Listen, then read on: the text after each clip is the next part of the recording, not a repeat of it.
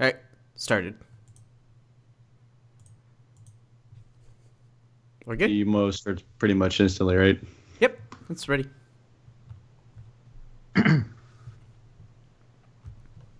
Yeah, you can start. Oh, I'm starting. Okay. Hey everybody, this is the Oil Drop Podcast number 51, otherwise titled Oilers Inconsistencies and World Cup Championships. Sorry, World Junior Championships breakdown.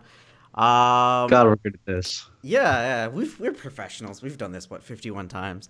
Um, Anyway, this is me, Arun, otherwise known as Arun65. With me today are Adam, otherwise known as Sweet 44277. I don't know. You know it. 44722. Yeah, thank you. And then James, otherwise known as Paul-McCartney- on Reddit. Hey Jedi, nice to see you in chat. Been 3 years. It has been, Jesus. You don't even know my name. We're going to be covering some general topics today and then getting into some perhaps more detail with coverage of what the World Juniors might look like. Some of the rosters have been finalized. Camps have already been set like a while ago, and things are getting figured out. So we'll talk about that. And I guess to start things off, over the past week and a half, and perhaps this entire season, has been the fact that the Oilers are very inconsistent. They were consistent to start the year in losing with a 4-game losing streak. But since then, they've strung together one losing streak that was longer than 2 games. But everything else has been short. Longest win streak has been 2 games. That's happened twice or 3 times. I don't remember. They usually have a habit of winning one, losing one, winning one, losing one. And over the last 4 games, they've scored a total of 14 goals and have still been shut out twice, both by backup goaltenders. Do you guys have any thoughts on this? I'm sure you guys have thoughts on this matter, but I guess, what do you guys think the Oilers need to improve? Or is this something that's purely headcanon? Or is this something that's entirely like, with time, things will even out? It's just consistency. We mentioned this last time, but whether every single loss that happens, if it's not the goaltending, it's the lack of offense. If it's not the lack of offense, it's the defense being unable to completely put 2 passes together. If it's not the defense, it is an impotent power play. If it's not an impotent power play, it's the bottom 6 forwards literally not even showing up. If it's not the bottom 6 forwards, it's the goaltenders. And so the cycle continues. Mm-hmm. It's like there's always something, and that's what really kills me. They just can't seem to get any traction this year. I think that they're a better team than their record. Honestly, I do. But if they can't get anything going, I mean, this is just going to be one long blue balls season, and that's all. It's looking like that anyway. I don't know. It's just one of those. Is you can't even pinpoint anything. I think that's the biggest issue right now. Is it's like James mentioned, it's one thing or another every night. It's never the same thing. So you can't say, well, clearly the defense, or clearly the breakout, or clearly the passing, or it's like it's one thing every night. And right now, obviously, our goaltending hasn't been great. Yeah. But we've been scoring either 7 goals a game or 0 for the last 4 games. Yep. So clearly, it's not the goaltending that's the issue there. And you could argue, too, that it's purely an inconsistency problem, because the 2 goaltenders we scored, that were starting in the games where we scored 7 goals, one Vesna's in the last year and the year before that, specifically Bobrovsky and Carey Price. You could make the argument that Carey Price was... he has a bad record against the Oilers, where he's 3-8 and has been pulled more often than not. That being said, we don't usually chase Bobrovsky. We don't really have that many problems, and this year we did. with specifically backup goaltenders. I don't know where I'm going with this. I'm getting myself confused. I will, on the topic of goaltender inconsistencies, I guess we'll go on to the next one. Cam Talbot is back. He'll be back against Minnesota tomorrow. Or not tomorrow, today, in about 2 hours. What are you guys' thoughts on Talbot's return? Do you think this will solve our goaltender inconsistencies where Bressois hasn't looked better, but not looked great? And could you rate for me on a scale of 1 to 10 your feedback on the Laurent Bressois experience? I don't think that Talbot coming back is going to solve our problems. I mean, I'm not anticipating to get the Talbot experience that we got last season. I'm not saying it was a one-off for his career, but like you can't expect to get that Talbot every year. Last year he was pretty unbelievable, and he did legitimately steal us multiple games that we had no business winning last year. He absolutely did. With respect to Laurent Bressois, well, they went on a 3-game road trip earlier. His save percentage on that 3-game road trip was .935, but then Nashville came and they blew him out 4-0. And I think they had like 23 shots on goal in that game. So, 4 goals on 23 shots. It just circles back around to the inconsistency. Bressois was better than I expected, honestly, overall. I thought it would be like 4 goals on 23 shots for every game. But he was better than I expected, but I mean, he still doesn't inspire a ton of confidence. Yeah. Yeah, I'd say probably 6.5, 7. Like he proved us wrong after the first few games, but then you have had collapse like in Nashville. But no goal was his fault, but he also couldn't get a save at the right time. Yeah. But then he plays lights out against.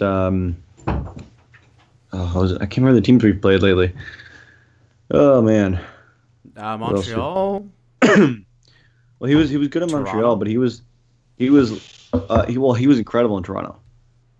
Like from what I remember, he made far more saves than he should have. Same thing with Columbus. He was very good in Columbus. It's just one of those things where, again, consistency. It's nobody in the team can figure out how to perform night in, night out. It's one night or the other. Mm-hmm. And I mean, having that .935 save percentage on that 3-game road trip is not realistic either. I mean, .935 is like Vezina caliber goaltending. You're not going to get that. Like night in, night anything out, from backup between. Yeah, you have to sort of be realistic too. Yeah. And that's sort of the issue there is the small sample size, right? By the way, Jedi, if you notice anything off with sound balance, do let us know. I have a new computer set up, so I'm messing around with the mixer. Anyway, bringing it back to the Oilers with Talbot's return, I think one of the key things that Talbot's going to bring with him is going to be the fact that he has made a career out of being fairly consistent. Like, what Talbot you're going to get on a night in, night out basis. You might get that one-off where he lets in like a few too many goals, but based upon last season and this season, outside of the few odd instances, generally speaking, you're not going to get a Vezina caliber goaltender like every night, but you're going to get a guy that's going to make sure to stop as many pucks as he can, and the stuff that does go in is 98% of the time not his fault. Like it's going to be a defensive breakdown, or it's going to be the absolute perfect, like I don't know, like Kuznetsov banks it out of the air kind of goal that happened this year. That could easily be a top 10 goal of the year. And then the issue that I had with Bressois is that Bressois is very prototypical of the goaltender that we had during the decade of darkness, as we like to refer to it as. He's very good, and then he'll always let in that one goal that makes you scratch your head and go, you really should have had that one, right? You should have stopped that, and that was the easiest one to stop. But, you let that in. That's fine. The team can play around it. But, for example, into the Toronto game, that goal was the deciding goal. And then you might get games like the Calgary game where, everything falls down for him. Honestly, I would have liked it at some point in the stretch here if we played Nick Ellis, just to see how he would look like in an NHL setting. I'm sort of disappointed we didn't even give him a shot. But that being said, I'm fairly confident now with Talbot being back and our recent record against Minnesota where we have a winning record. And I'm saying very recent, as in like last season till now. We can get started in terms of a winning streak, but then the question becomes, is that going to be enough?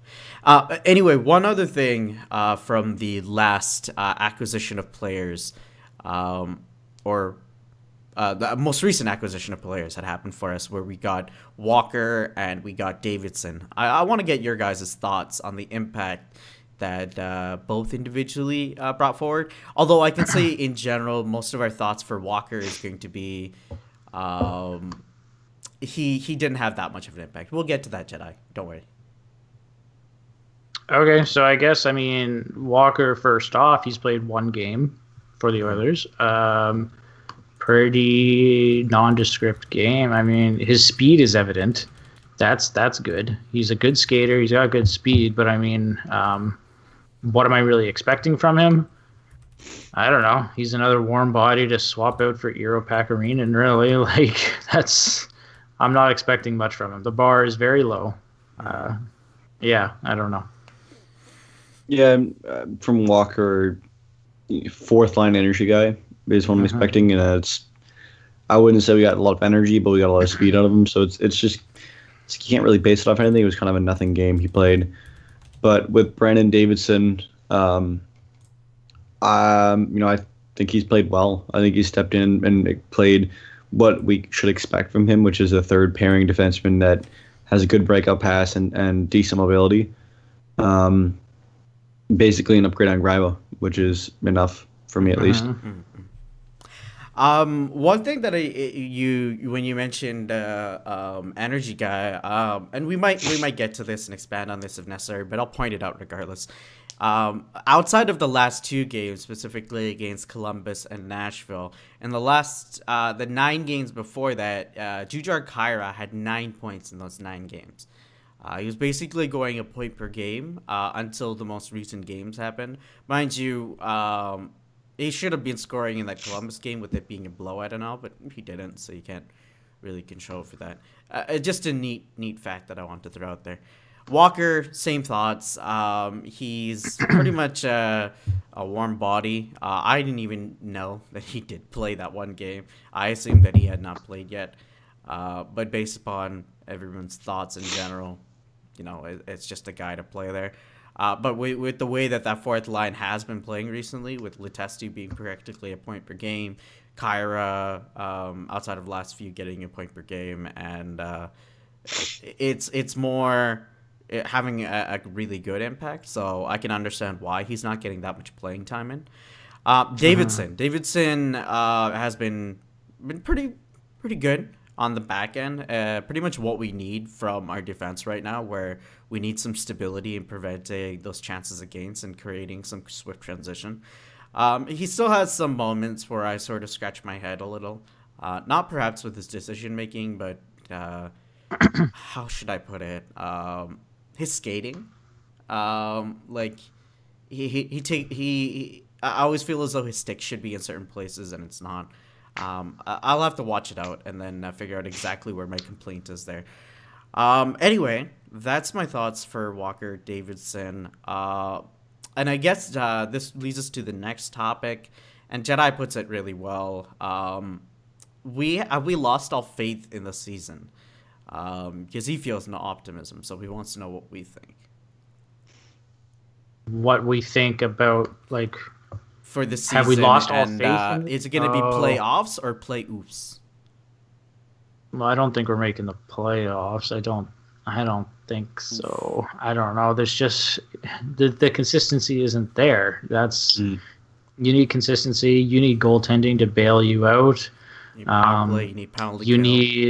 You need good special teams. You need depth scoring. Like, I don't know, man. Like, every team that makes the playoffs they're good. And I look at the teams that are above us right now, and I'm like, okay, are we better than these teams? Well, personally, I think we are, but we're not showing it.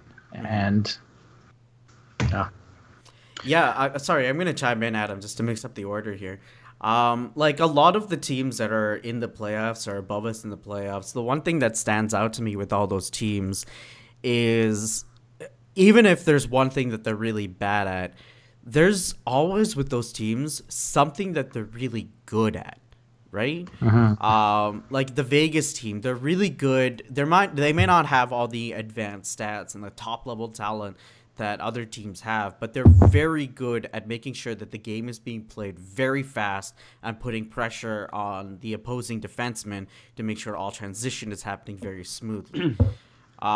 Whereas, for example, San Jose, they've been looking very good in that they have a fairly solid goaltending. Their defense is allowing the fewest goals against. And even when you look at a team like Calgary, who, even though they're not in the playoff picture, they're very expected to make the playoffs. They have the worst penalty kill in the league, but they have one of the best power plays in the league. So, even if they have the shortcomings, they at least have one aspect that they're really good at. And I guess I ditto your thoughts on consistency in that even in the good things, we're not consistent. Adam? Yeah, it's not really a whole lot to say at this point. Like, if NHL teams, in order to make playoffs, have to have consistent wins over the course of the year, you don't go like if the Flyers are the best example from last year, they won 10 games and still didn't make the playoffs. I think assuming I looked at my phone correctly, 14 of the next 15 games are against Western Conference teams, which if you can pull a good number of wins out of that, fine, dandy, then you have a better chance of getting back in the playoff picture. But at this point, with the way we've been playing, I have no faith they're going to be able to do that. So I don't want to say I have no optimism, but I'm pretty well to the point where I've accepted the fact that this is another year where they're not going to make the playoffs and will likely be drafting top 15. Top 15. Or not top 15, top 12, sorry. Top 12. Top 12 makes sense to me, yeah. We might be the Flyers of this season. Who knows? One thing I did want to point out really quickly here is if there is a time for the Oilers to have a possibility of making the playoffs, it's this next stretch of games where we have the 13 of the next 14 games against Western Conference teams. This will make we are competing against Western Conference teams for playoff spots. So each game is a 3 or 4 point game or 4 point game. Where we could even getting 1 point out of it is something that we need to do, and I guess that's one thing that perhaps we could talk about into the future if we're able to break down the stats a little bit more. The Oilers have a really poor record of taking any game into OT or shootout. When they lose, they're losing well over by 1 goal, perhaps 2 or 3, and when they're winning too. That's something that we can I can look into more into the future because it's hard to pull up a schedule exactly. It's something to look into anyway. So next thing. Are we good with Oilers topics? Is there anything else you guys wanted to talk about? Or are we good to move on to the WJC? World Junior Championships? Talking about Puljujärvi. Oh, Puljujärvi, right. Thank you. Thoughts on him, his impressions on the first line, Adam? I thought he's been good. I was a little confused when they gave him time on the first line and then benched him in the same game. But since then, Puljujärvi's been good. Every game he's been getting either good chances or great looks on net, and he's just been unlucky. There was that one game where he hit the crossbar so hard the puck died. Everyone thought it was in. It was, he's been playing very well, and I like the fact that Puljujärvi is now kind of coming into his own as an NHL player. Right now there's still the big skill gap between him and Laine, but Puljujärvi is, I think, more of a complete NHL player at this time. Like, he's a lower NHL player, but he's more of a defensive forward as well. So it's good to see he's playing well with McDavid, and hopefully it continues. That's true. I was starting to get a little bit worried about him, to be honest with you. obviously, it's not always possible to just step in the NHL and excel. So when he was sent down to the AHL at the beginning of the season, I was like, oh, geez, he better do really well. And, he was still only scoring 0.5 goal or PPG in the AHL this season. But since he's been brought up to the NHL,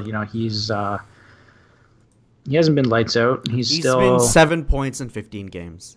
Yeah, he's still like tentative. Like, I think he can bring a more physical element to his game. Like, he is 6'4", 210, 215 pounds. Like, he's a big guy. If he can round that out, become maybe a little bit meaner, I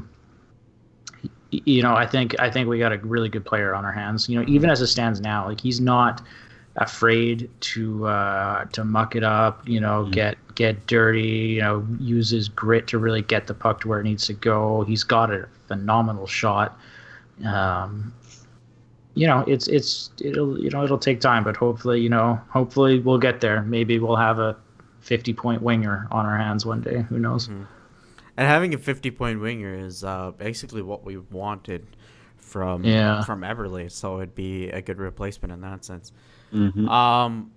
And another thing, I guess, to highlight on with Puljujarvi in all of this is the fact that he, during his draft year, one of the biggest aspects of his game was the fact that Laine was the big superstar scorer, whereas Puljujarvi was the more defensively responsible winger. And I think in that sense, we've gotten a bit of what we're looking for in terms of a Curry kind of equivalent to our Gretzky. Funny because these two players played for the Oilers about 30 years ago. Or is it 40 now? Who cares? 30. 30, yeah. And one thing to talk about that in all of this is he's looked good on the penalty kill, albeit our penalty kill as a whole hasn't looked great. He did score that one shorthanded goal. I believe it was either against Montreal, I believe. I think he should be getting more looks and some defensive responsibilities. And so long as that transition is smooth, I have a fairly good confidence that he's going to look like a 50-point winger that is also good for penalty kill. And that's where I'm excited at with Puljujarvi. Because getting defensively responsible wingers is a hard thing, albeit he needs to play a little bit grittier, as James puts it. Yeah, I can agree with that. Okay. Is there anything else to talk about with the Oilers? Are we done, or can we move on to WJC? Well, I was just thinking that if anything, we were talking about this road trip being the make or break. It's a pretty good time to get some people back from injury because, Adam Larson is going to be back in hopefully a week or so, maybe less. Cam Talbot's back. Sekera should be back between now and early January. Mm-hmm. So it's a good time for the Oilers to get hot, and hopefully those returning players can help. But with that said, where do you go with the defense once Sekera and Larson come back? Oh, well, right. Sekera, Larson, Nurse, Clefbaum and Nurse have been playing together, right? Yeah, Clefbaum and Nurse have been playing together. Pairing. Put them on the top pairing, and then second is Sekera and Larson, and then third would be Davidson and V2. V2, yeah, V2 looks better. What about Benning? Yeah, I guess. V2. What about Davidson?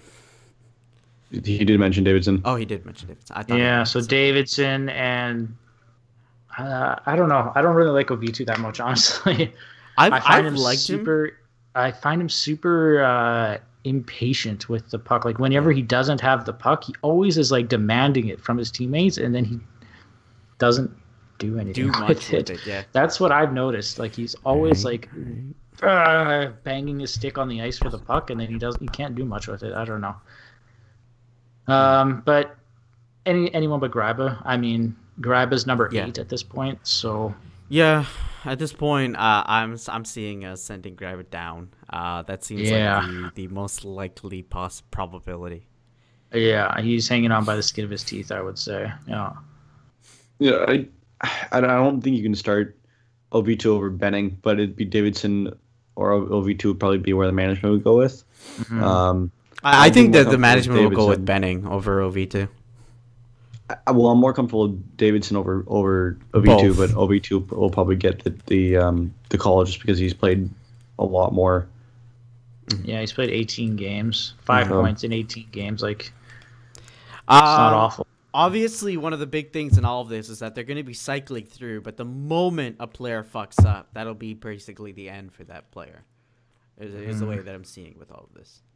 I can see it going as well. Also, what about Chris Russell? Oh my God. Sorry. Wow, he's been that forgettable to us. No, he's been okay this year, but like I said, our top 4 is pretty well set. Yeah. Oh top my four God. is Okay, set. hang on. Like, okay, so Klefbom, Nurse, and then Sakura, Sekera, Larson. Larson. Like, those are your top 4. Like, that's what it has to be. So Yeah. then Russell and Benning, more than likely. I don't like that pairing. Probably. I've seen that pairing to start the year, and I did not Yeah. like that pairing. Because you get an ultra defensive defenseman with a forward that makes a defenseman that should be playing forward. Well, you'd say that, but didn't they start the third pairing this year? They did. We also lost That's 4 why games to start the year. That's why I'm saying that he's likely that'll be the pairing they'll go back to. Oh, in that sense. So Russell, Benning, and then Davidson would be number 7. Davidson would be number 7. I think they go with Davidson before a V2. Yeah, I think so too, just because of his history. But then there's still a V2, and then there's still Greiba. Mm-hmm. So Greiba's Greiba number at this 9. point, like, it's a foregone conclusion amongst us. Greiba is headed to the AHL. I'm They might just surprised set that him he's not there for. already.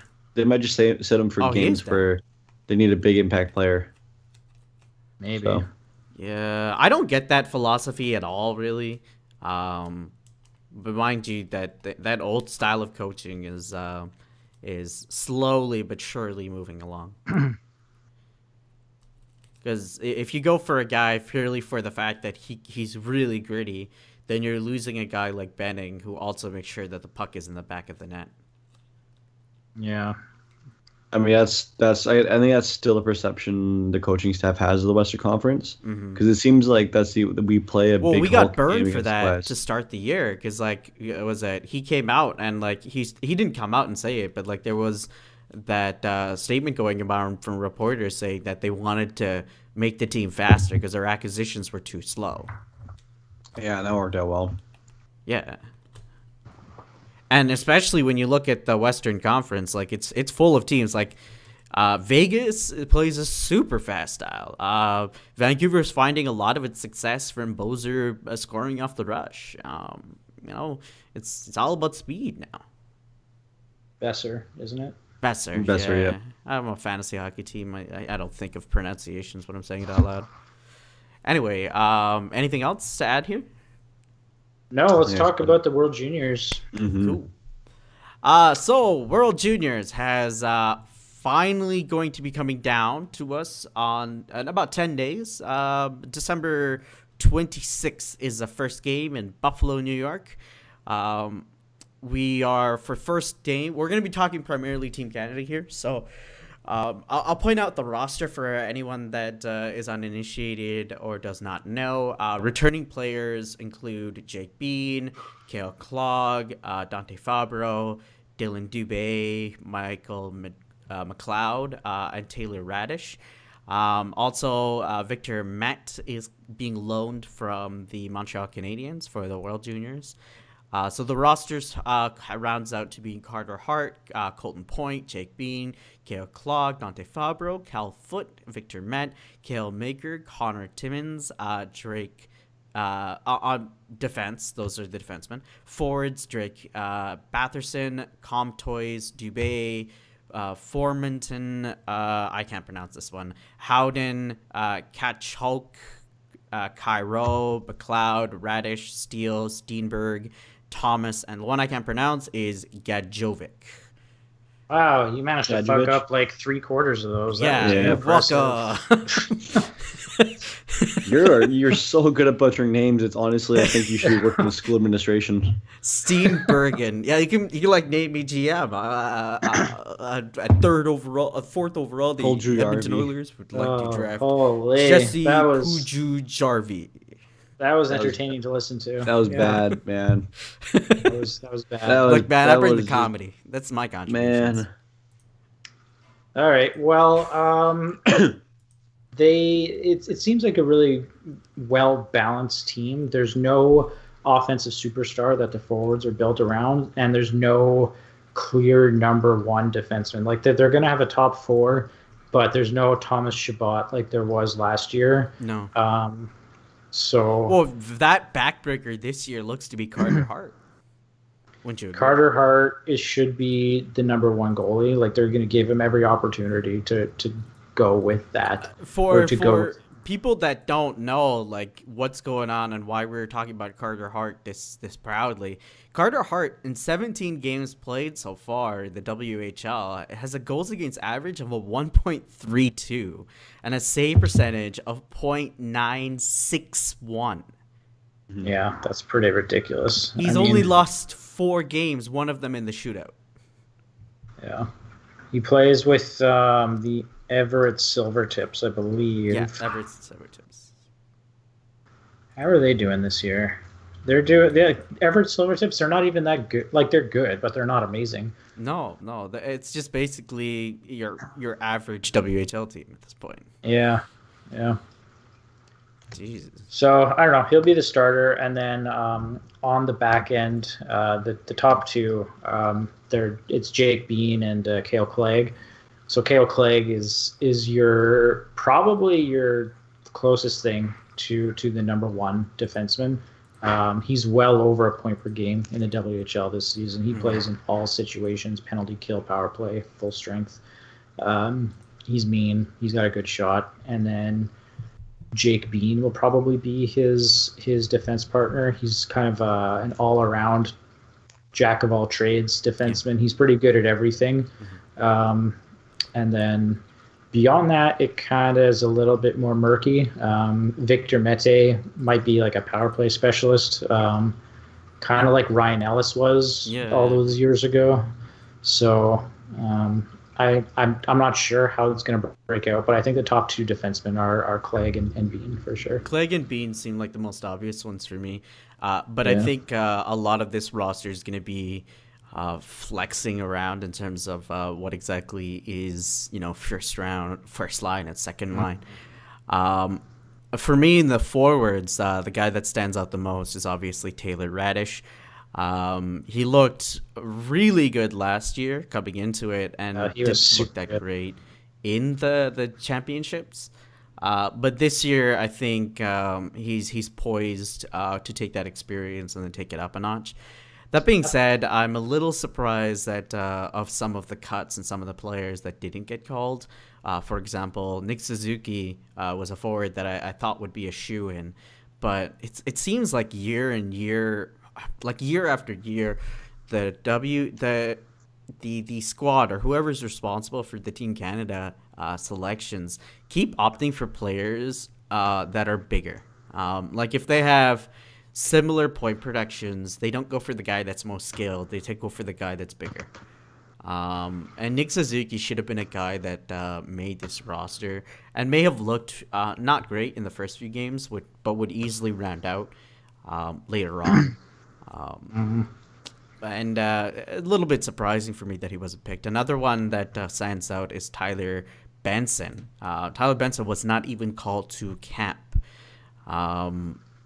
Could I get your guys' thoughts on perhaps the exclusion of Tyler Benson? I'll let Adam start this one. I imagine mostly it's due to injuries. His sample size this year is like 10 games maybe. He's been playing for a while. He's been playing very well, but when you have a sample size of that small and tournament is 7 games, they want somebody who's been playing a lot of hockey, who's back in form, who's performing well, but is also been performing well for a little bit now. I imagine that'd be the only reason why because I don't really know another reason other than the fact that maybe he's not the biggest guy in the world, so they don't want him on his like. It's Team Canada has a lot of really weird kind of unwritten rules about players. Like you mentioned, Arun, if they're not big enough, they stay home. If they're kind of gritty, like they get the a classic bigger case in all of this was Ethan Bear was leading WHL scoring last season. He didn't even get called to the roster, the camp.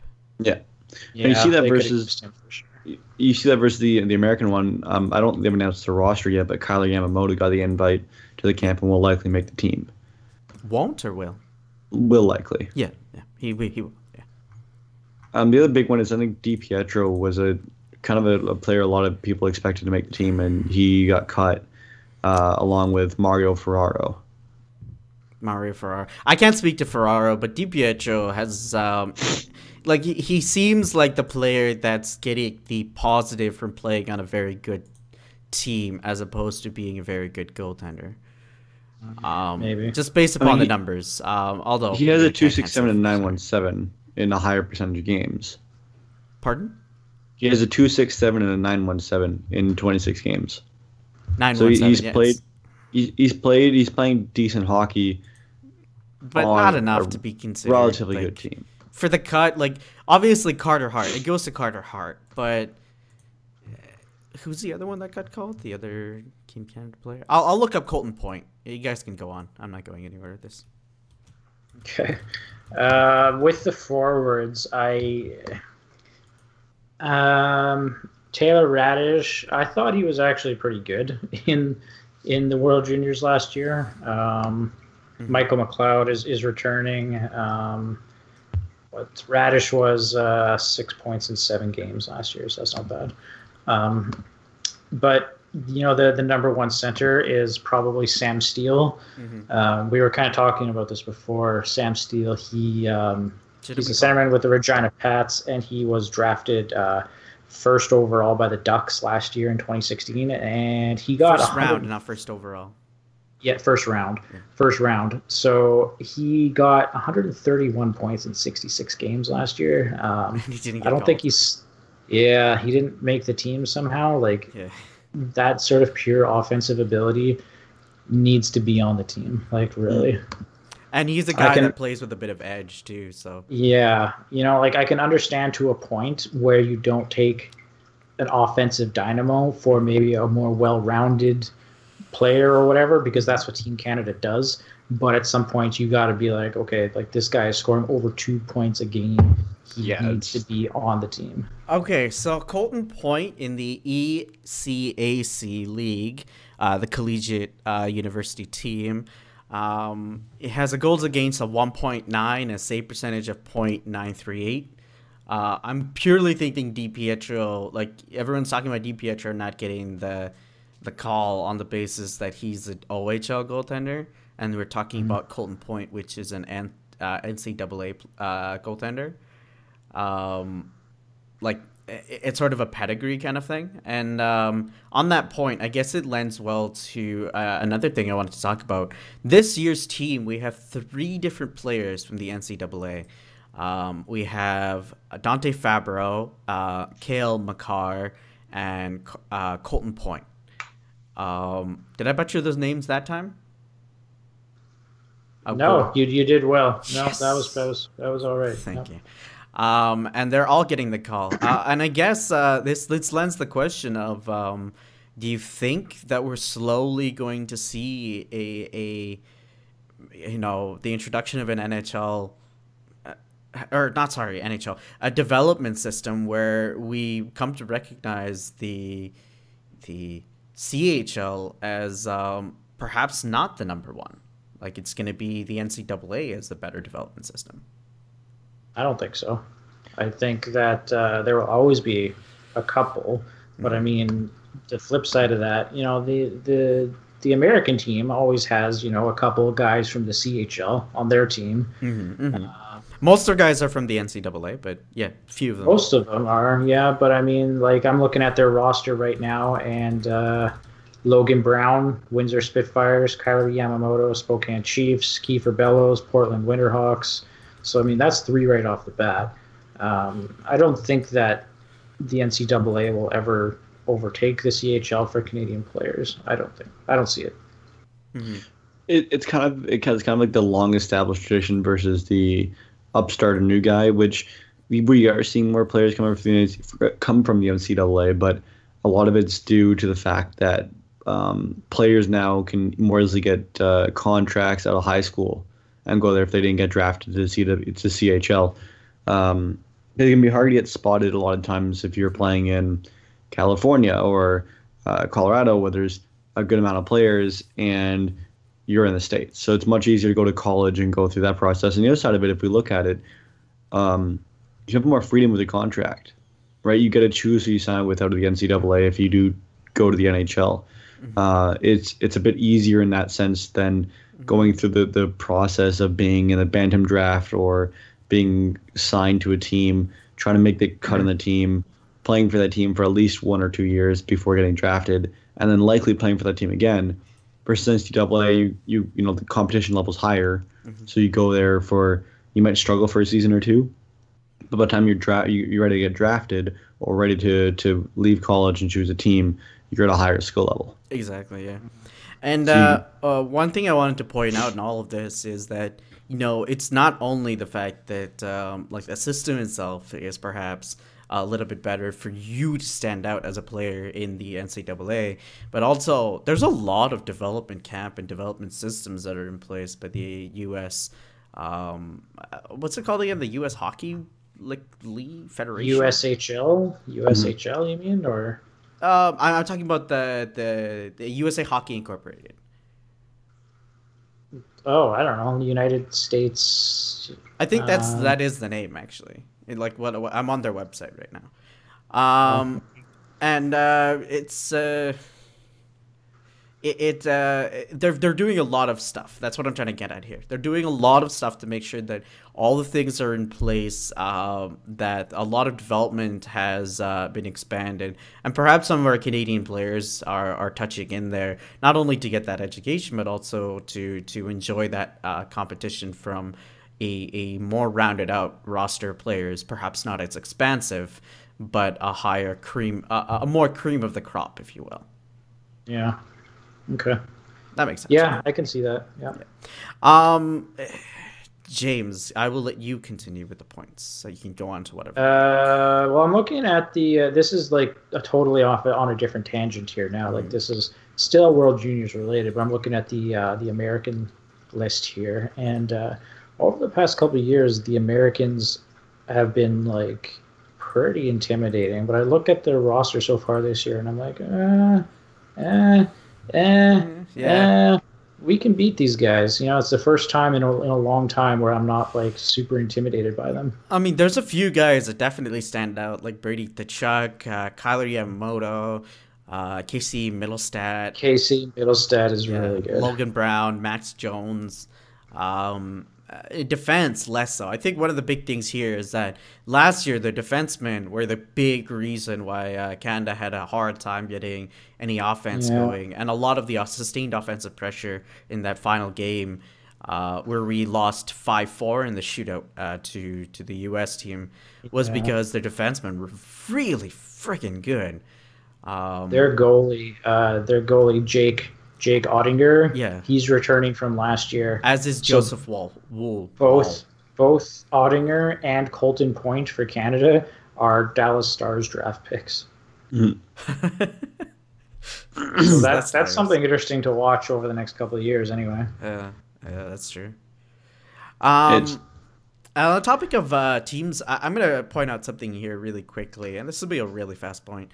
On the topic of players and other teams, Florida Panthers second round prospect or second round draft pick from last year, Alexei Heponiemi. I'm hoping I pronounced that right. Finnish he guy. has freaking 71 points in 29 games in the WHL. It's pretty crazy. He only weighs 141 pounds. His height is 5'10", but he will be the likely the first round center for Team Finland. And we are in the same group as Team Finland and Team USA. Yeah, I know. Well, what happened last year, because all the groups get determined based off of placings from last year, and Team Finland Did was not. putrid Yeah, last they were year. really bad last year. They didn't They were qualify. so bad. They didn't Yeah. make it to the playoffs last year. Yeah, they went down to like the relegation round, didn't they? Yeah, they did. had to They play won, but against. Who did they play against? Was it like Germany, maybe? Yeah, they like fans wanted them to lose too, just so they could learn a lesson. Which is funny in all of this because Finland has been producing a lot of top-level NHL talent like recently, Yeah. and this might be beat another one. Latvia. Yeah, like, with 71 points in 29 games, that's over 2 points a game. Like we're talking Patrick Kane, frigging Connor McDavid numbers, even if he is an overager at this point. I'm a Adam? little surprised. I was going to say I was just looking up Michael Rasmussen, who's a Canucks prospect. I believe wasn't invited to camp either. No, he wasn't. Yeah. Which is a little surprising. He has 30 points in 21 games, but it's I think Sweden are going to be the one to watch this year, even with Dahlin. He's going to be fun to watch. Like he's better than Carlson at the same age. People are calling him the next Hedman, but he's had better stats than Hedman already. Like it's going to be fun to watch him. He's going to be the Connor McDavid, the Jack Eichel of this year's tournament. Yeah. He's definitely going to be a treat to watch. And one of the key things about him is that he's very comparable to the way that Carlson plays right now, in that he's very good offensively. His skating is silky smooth, and defensively he still holds up. Mm-hmm. Right? Yeah, I think that's just about it, eh? Yeah, I think so. There was one player, defenseman, that didn't make the Team Canada roster. Albeit, for the lack of me, I do not remember his name, and I apologize for that. That was a big one that most people were talking about, along with Tyler Benson, for not making the camp. But again, I don't remember, so I guess we'll leave off at this point. And I hope y'all enjoy the game. It's coming on in about an hour. But thank you very much for joining us for this wonderful Oilers Inconsistencies podcast, as well as the World Juniors breakdown. This has been Oil Drop Podcast number 51 with your host today, Arunetic5, otherwise known as Arun. With me was Sweet44722, otherwise known as Adam, and Paul-McCartney- otherwise known as James. Anyway, thank you very much for joining us today. And unless you have any last minute questions, this has been us, and I hope you have a good time. See ya.